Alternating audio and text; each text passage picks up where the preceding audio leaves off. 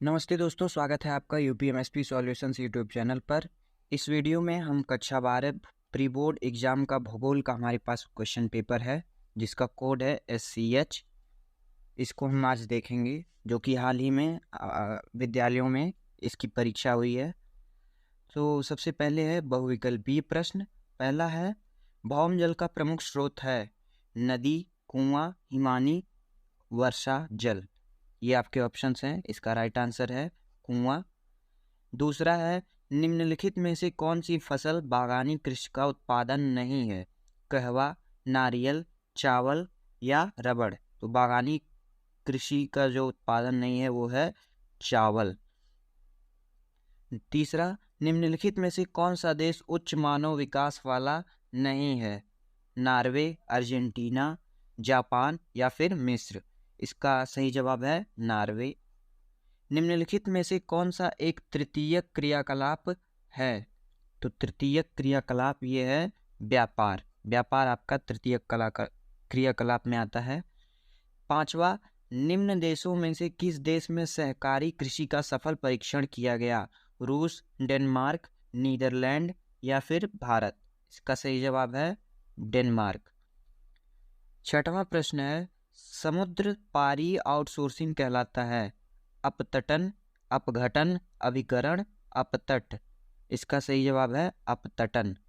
सातवां, मानव बस्तियों का प्रकार सड़क के किनारे विकसित होता है वर्गाकार, आयताकार, वृत्ताकार या फिर रेखीय। इसका राइट आंसर है रेखीय। भाभा परमाणु अनुसंधान केंद्र कहाँ स्थित है? असम, बिहार, राजस्थान, तमिलनाडु। ये विकल्प में गलत प्रिंट हो गया है क्योंकि भाभा परमाणु अनुसंधान केंद्र जो है ये मुंबई में स्थित है, मुंबई में। इसके बाद है अतिलघु उत्तरीय प्रश्न। 9वां प्रश्न से शुरू है तो 2 नंबर का है। ग्रामीण बस्तियों की प्रमुख समस्याओं को इंगित करें। ये 9वां प्रश्न है। 10वां है, आयु संरचना का महत्व क्या है? भूगोल का भूविज्ञान से क्या संबंध है? इंदिरा गांधी नहर परियोजना का प्रारंभ कब हुआ? ध्वनि प्रदूषण के प्रमुख प्रभावों का उल्लेख कीजिए। आर्थिक विकास क्या है? 14वां प्रश्न। फिर भारत में प्रवासियों की गणना किस विधि से की जाती है? नाभिकीय ऊर्जा क्या है? भारत के प्रमुख नाभिकीय ऊर्जा केंद्रों के नाम लिखिए। ये आपके अतुल्य उत्तरीय प्रश्न थे 2-2 नंबर के। बहुविकल्पीय प्रश्न 1-1 नंबर के। उसके बाद शुरू होता है लघु उत्तरीय प्रश्न 17वें क्वेश्चन से। भौतिक भूगोल और मानव भूगोल के बीच अंतर स्पष्ट कीजिए। ये आपके 4-4 नंबर के हैं क्वेश्चन। फिर है 18वां क्वेश्चन, जन्म दर तथा मृत्यु दर में अंतर स्पष्ट कीजिए। इन सभी का उत्तर आपको देना है। 19वां, मानव विकास की अवस्थाओं का वर्णन कीजिए। 20वां प्रश्न है, भारत में जल संरक्षण के उपायों का वर्णन कीजिए। 21वां प्रश्न है, भारत में खनिज संसाधनों की मुख्य विशेषताओं का वर्णन कीजिए। ये सभी आपके 4-4 नंबर के क्वेश्चन हैं। 22वां प्रश्न है, पर्वतीय क्षेत्र विकास कार्यक्रम की प्रमुख विशेषताओं का उल्लेख कीजिए। उसके बाद आपका शुरू होता है दीर्घ उत्तरीय प्रश्न 6-6 नंबर के। नगरीय बस्तियों की समस्याओं का वर्णन कीजिए अथवा सूखा संभावी क्षेत्र विकास कार्यक्रम और उसके परिसीमन की विस्तृत चर्चा कीजिए।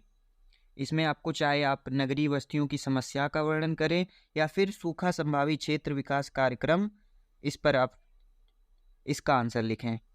24वां प्रश्न है, प्रवास के प्रकारों एवं कारणों की विवेचना कीजिए अथवा नगरीय ठोस अपशिष्टों के स्रोत एवं उसके प्रभाव तथा उसके निपटान को बताइए। उसके बाद आपका शुरू होता है मानचित्र कार्य। 25वां, विश्व के दिए गए मानचित्र में उपयुक्त अवस्थिति को चिन्हों द्वारा दर्शाइए तथा उनके नाम लिखिए। 5 क्वेश्चन आपको दिया है, 5 नंबर का क्वेश्चन है, 1-1 नंबर का। यूरोप में लौह इस्पात उद्योग का एक प्रमुख देश, एक प्रमुख सूती कपड़ा उद्योग का क्षेत्र, ये सब आपको मैप में दिखाना है।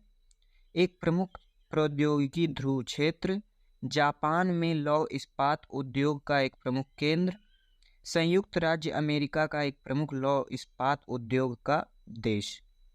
फिर 26वां प्रश्न है, भारत के दिए गए राजनीतिक रेखा मानचित्र में निम्नलिखित महानगरीय शहरों को दिखाइए एवं नाम लिखिए।